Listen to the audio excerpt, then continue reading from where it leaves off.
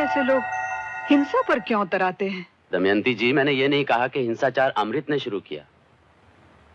वहाँ आदिवासियों ने हलचल मचा रखी है, मोर्चे निकल रहे हैं, अशांति फैली हुई है। अगर ऐसी हालत में सरकार बंदोबस्त की खातिर पुलिस भेजती है तो क्या गलत करती है? क्या आप वाकई मानती हैं कि पुलिस वहां सिर्फ लॉ एंड ऑर्डर मेंटेन करने के लिए भेजी गई है? तुम किसकी तरफदारी कर रहे हो अविनाश?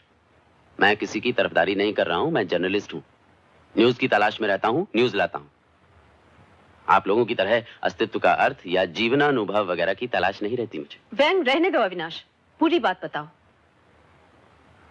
अभी जो विस्फोट हुआ है उसकी वजह बहुत मामूली है, मगर उसकी जड़ में कितनी शताब्दियों से आग धधक रही थी कोई नहीं जानता।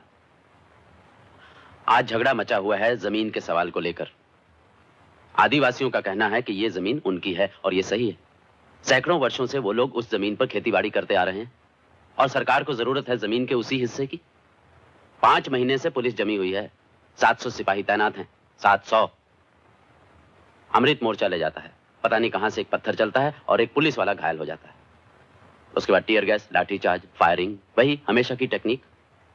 12 आदिवासी मर चुके हैं। अखबारों में कुछ नहीं है। It's stupid. क्या?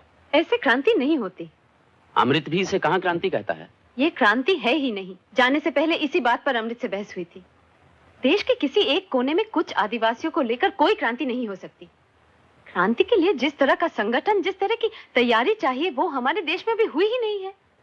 इस तरह का रोमांटिसिज्म रेवोल्यूशन की जगह नहीं ले सकता। वृंदा, अमृत इसे सिर्फ अन्याय के खिलाफ लड़ना कहता है। वो ये भी कहता है कि अन्याय का विरोध किसी भी कीमत पर होना चाहिए।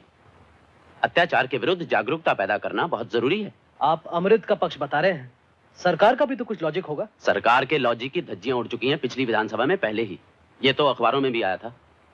धज्जियां उड़ी, मगर सरकार अपने इरादे पर अटल है। उस जमीन पर सरकार एक बहुत बड़ा इंडस्ट्रियल प्रोजेक्ट खड़ा करना चाहती है। सेठिए, ठेकेदार सिर के बल दौड़ते हुए जाएंगे और जंगल पे हिसाब तोड़ा जाएगा। बिजली घर बनेंगे, सड़कें बनेंगी, बड़े बड़े बुलडोजर और ट्रक्स दौड़ेंगे। इसके साथ साथ लाइसेंस की चोरबाजारी और तगड़ी घूसखोरी, ये सब वहां होगा। जबकि आज ये हालत है कि घड़ा भर पीने का पानी लाने के लिए आदिवासियों को 5 मील तक चलना पड़ता है। यही तो दुविधा है। एक तरफ आदिवासियों की मानवीय समस्या है और जो बिल्कुल वाजिब है, दूसरी तरफ इंडस्ट्रियलाइजेशन भी देश के लिए बहुत जरूरी है। बिल्कुल जरूरी है, मगर सवाल यह है कि सरकार जमीन के उसी टुकड़े के लिए ही क्यों जिद कर रही है? उस प्रदेश के कुछ विशेष फायदे भी नहीं है। मगर नहीं साहब, सरकार तो वही जमीन लेगी। क्यों? क्योंकि चीफ मिनिस्टर वहीं से चुनाव जीते हैं। उस प्रदेश की उन्नति के लिए कुछ तो कर दिखाना है उन्हें। इस जंगल से सटी जो खेती वाली जमीन है, अब अगर वो चीफ मिनिस्टर की पत्नी महोदय की मिल्कियत है तो कोई क्या कर सकता है? इस प्रोजेक्ट के आते ही उस जमीन के दाम 50 गुना बढ़ जाएंगे। रुपए 500 फी एकड़ की बजाय 25,000 फी एकड़ मिलेंगे। पिछले 5 वर्षों से वहां लगातार अकाल पड़ रहा है। सरकार ने कुछ नहीं किया। अब करोड़ों रुपया खर्च करके वहां नहरें खुदवाई जाएंगी, बांध बंधवाए जाएंगे। एक एक्सपर्ट कमेटी नियुक्त भी हो चुकी है इस काम के लिए। लेकिन सरकार आदिवासियों को मुआवजा तो देगी ही। हाँ, जरूर देगी। दयालु सरकार है ना। हर एक को 500 रुपए नकद और 1 महीने के लिए चावल मुफ्त।